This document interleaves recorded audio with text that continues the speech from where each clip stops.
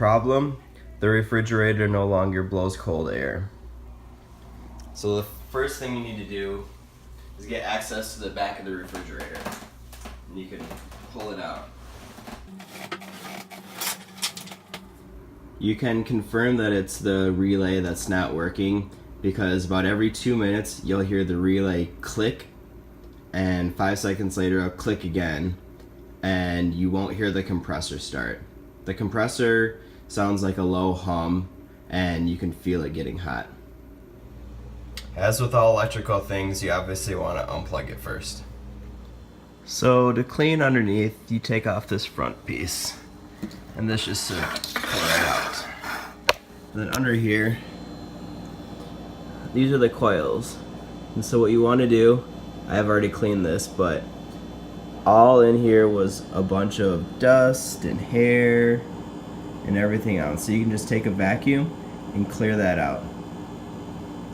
So after you unplug it, you're going to want to remove the base plate. It consists of 2 parts, the left and the right big panel. I think there's 9 screws total.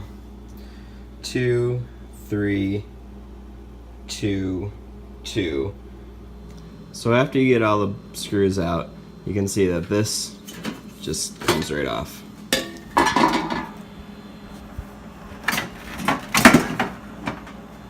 Just pop this up.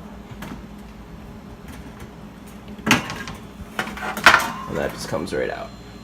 So now that we have the back off, even though you can see that my fan's on, the compressor is right here, and it's actually cool to touch. Normally if it was on, it'd be really, really hot, and these would be too hot to touch. You have the compressor, and then down here you'll have the capacitor and the starter relay, this gray part. All of this piece can come out as once, just like a socket. So now you can take all of this out.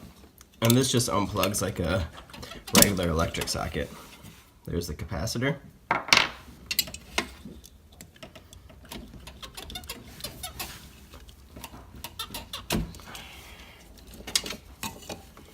There we go. There's the relay. And this connects right here.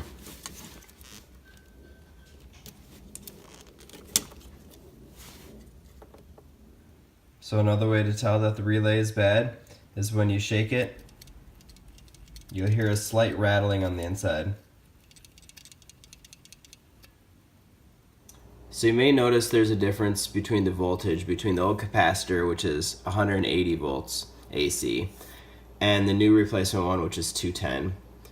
That's not an issue. It's actually the factory recommended replacement for it. You'll also notice that the starter relay is slightly different from what I had showed you before.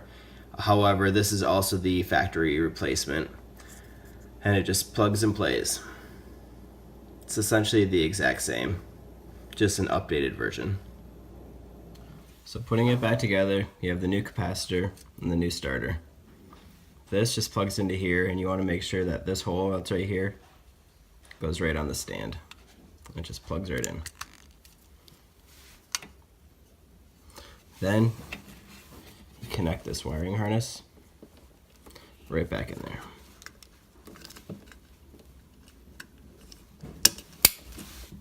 Just like that. And this whole assembly just plugs right back in. And you want this so that this is upwards.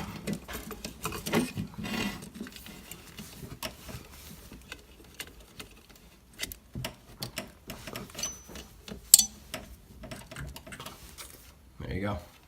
Now we'll plug the cord in. You should hear it start up.